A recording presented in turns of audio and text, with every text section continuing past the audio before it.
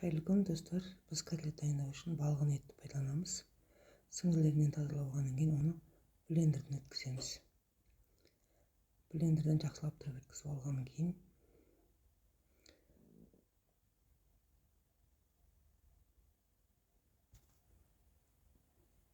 нанды суға жіберіп қоямыз. Нанымыз жібергенше табаға майды қыздырып қойып, жіберген нанды суынан сығып алып, фаршқа қосамыз да жақсылап тұрып араластырамыз. Тұз, қарабұштарын саламыз. Одан кейін бір домалақтап фаршты алғаннан кейін барып, оны котлет түріне келтіріп, оңғашылап қызған табамызға қуыра бастаймыз. 10-15 минуттай аударыс қуырып қоямыз. Ас болсын.